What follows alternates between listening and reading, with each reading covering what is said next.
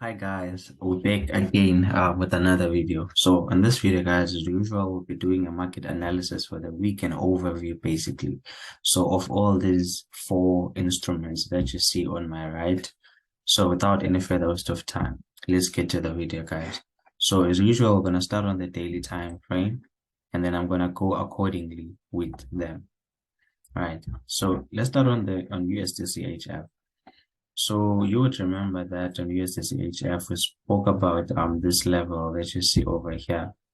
So guys, it's not worth drawing all the trend lines from here till there if it's not going to help us with anything, right? So we can also see that we're still playing inside that descending channel, right?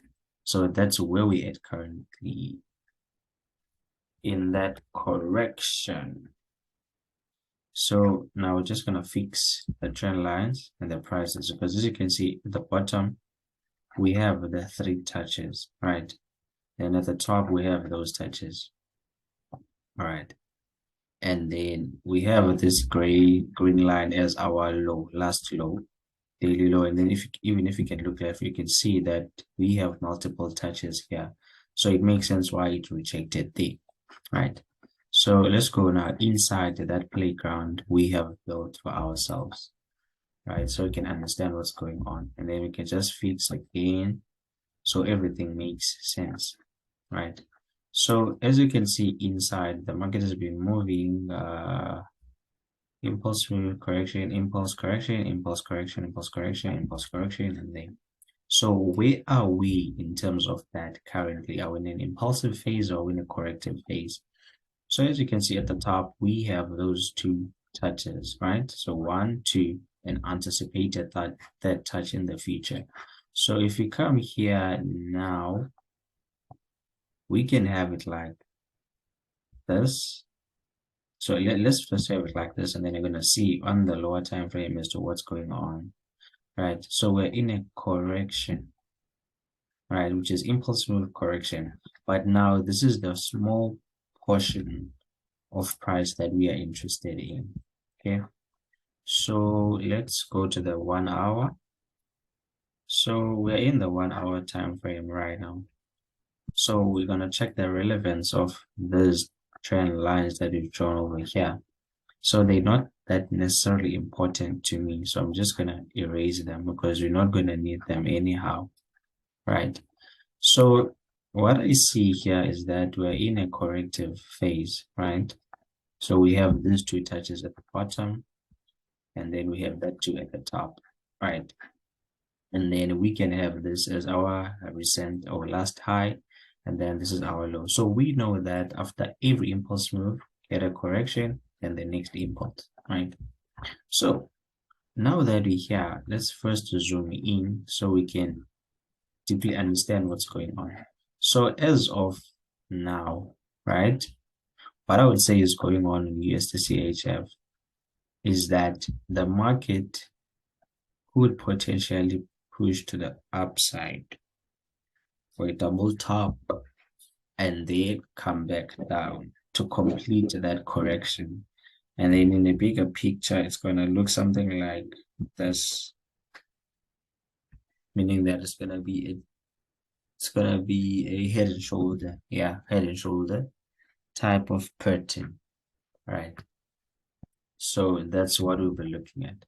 So if that does not happen that way, then it could reject there, right? So it could reject here, meaning that lower low, lower high, lower low, lower high, lower lows, lower highs until it gets there, right?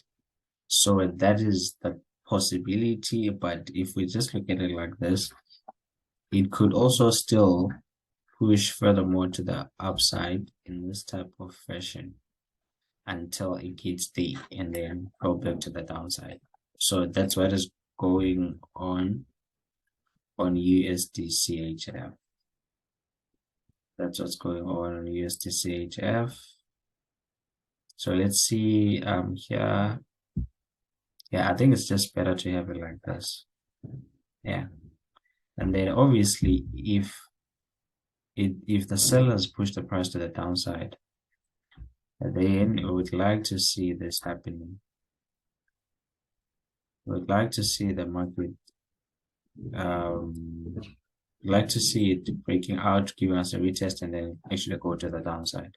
So that's what's going on. Let's move on now to GBPUSD. So let's go on the daily time frame as well. So on the daily on GBPUSD, all right. So we still have this corrective movement, right? So we still have this corrective movement, and then we can say we have that high or that one over there, right? So we have 1, 2, and then we don't have a third touch at the top, and then we have 1, 2, 1, 2. So we're still inside there. All right. So if you go to the 4-hour time frame, let's go to the H4, and then this is where we fix the price now. Just fix so that everything complies, and then everything just makes sense. So you would remember that we had this correction from last week analysis or video. You can check it out after this one when you're done, right? So we have now completed the 90% rule of this correction, right? Because after every impulse move, we get a correction, then the impulse. So where are we now? We are in a corrective phase, meaning that if this is a change of structure, then we can, if we treat this as an impulse, then that's a correction. So waiting for the possibility of a sell on GBPUSD, unless it breaks above, retest, and then go there. But according to your chart patterns, this is where the 90% rule of this pattern has been complete. So usually when something like that happens, you expect the market to go to the downside, right? So that's what's going on. Then if you can just erase this so that you can see it a little bit more clear, then we're going to have something like this. And then meaning that this is the playground that we've built on for ourselves at the moment, which pretty much looks like a consolidation if we treat it from this perspective. Right. So this is what is going on here currently. Which is, this is a support, and then that's the resistance. So if we draw now a correction, because this is an ascending channel on a key level, and then usually when something like that happens, the market tends to reject, right? So we're looking at the possibility of a market reversal there, but it will also depend on the strength of the dollar, meaning that if the dollar can become strong this week, then we'll see the sales happening here. So if you go to the H1, we're not necessarily interested here now anymore. So we're just going to erase these ones, right, and focus there. So if we focus here now, this is what's going on here.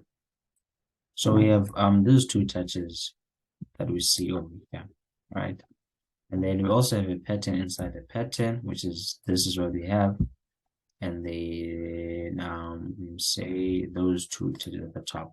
So it pretty much looks like something like a triangle, right? So let's go with D now so you can understand what's going on. So we had the candlestick rejection over there, which is the 1-hour candlestick, which is that bearish ham, that hammer, inverted hammer. So now we are inside this triangle, and then this could also look like something like this, head and shoulder, if you see it that way. Or what could happen is that we're going to go to the 15-minute time frame, because maybe the price is going to be clear there as to what is it that's going on in GBPUSD. So we have this touch that we don't have over here, right? So if it goes to the upside, you'll just be going there to give us a third touch of that trend line and then go to the downside. But it looks really bearish at the moment, meaning that if this is a correction, then we're looking at the possibility of the continuing of sales, or even furthermore to the downside. That's if the dollar becomes strong, and also that's if USDCHF becomes a buy. Because if you look at this carefully now, we have a correction there. We have a nice correction over there. So the market looks more bearish than it looks bullish, right? So this is what is going on. Then you can just see what's going to happen when it gets to the supporting trend line. Is it going to break it and then come here? Or is it going to come all the way, for example, here to the support? And then we're going to have something like that. So this is what I see on GBPUSD sell momentum from the way I see it. Meaning that impulse move correction, so waiting for the next impulse, all the way maybe to that trend line or the supporting level. So let's move on to the third one, which is NAS100. So we're gonna go on the daily as well on Nasdaq. So on the daily time frame on Nasdaq, we have that, and then we can also have it like this.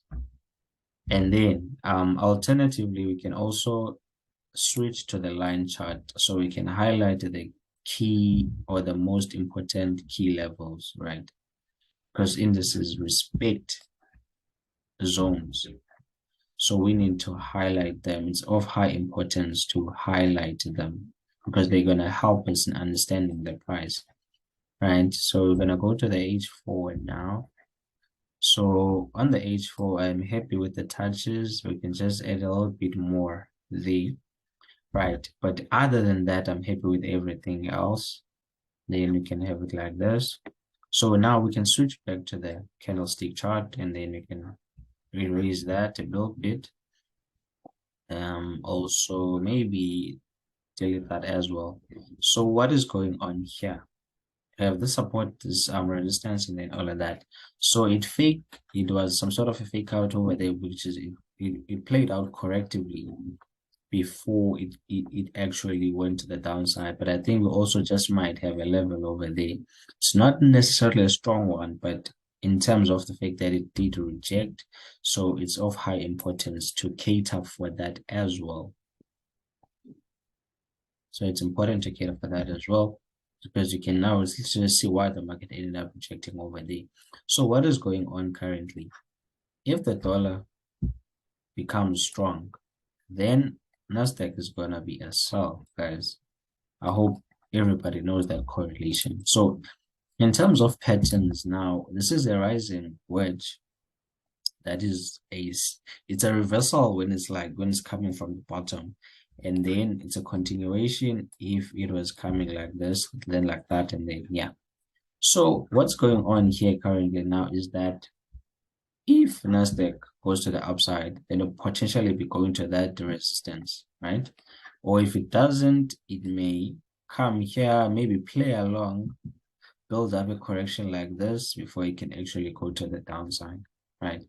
And then it will also make sense though in the sense that if this is a rising wedge, then this is just a retest and then waiting for the sells. Or if you look at it from a different perspective, one could say that this might be a double top day, right? So we also need to highlight these scenarios so that everything just makes sense. So we're just going to go to the H1. So on the 1 hour time frame, now you see the significance of that level, which is Nasdaq now looks more bearish than bullish from the way I see it currently, right? Because we had this nice rising wedge. As a result, the market printed a nice bearish engulfing candle over there, and then it went to the downside and became a sell. And then also, I think if you can look left, you'd see that, okay, this was an important level, hence it rejected there. So now you see the reason why I'm saying that indices respect key levels. So this is what is going on currently, right? Which is Nasdaq could sell up until this level, or even that one, or even that one. It just depends on what is it that it want to do. We don't have control over that. So we go to the 15-minute. We go to the 15-minute. So this was going on the 15-minute. It just might be building yet another pattern, which is an ascending channel flag.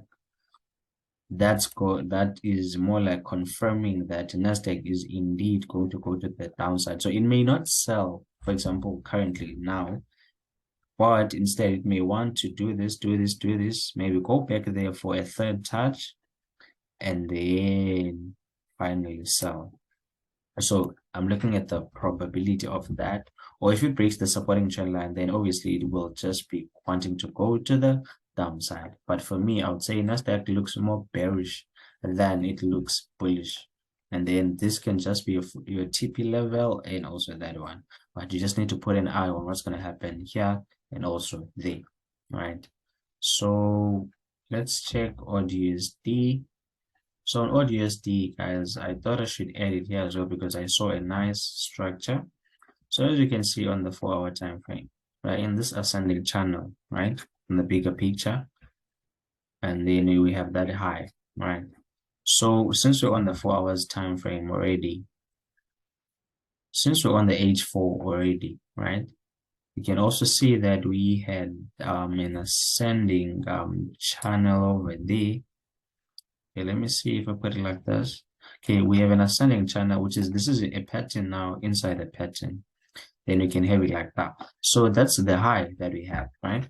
So if you go to the 1 hour time frame, it makes sense now why it bought when it came here, considering the fact that we also have a support level that you see over here. So it makes sense. But it's not worth dwelling much on that because it's easy to explain the past price than it is to catch the current price. So it's the current price that matters, right? So what's going on currently here? If we look at it like this, then we would like to see AUDUSD pushing a little bit further more to the upside before actually becoming a sell. However, if it's not going to go there,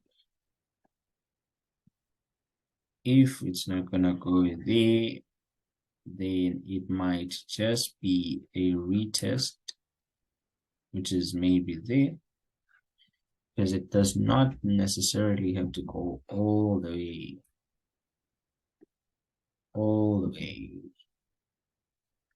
until that high. You can also reject the, we need to respect that. So yeah, that's what's going on as well.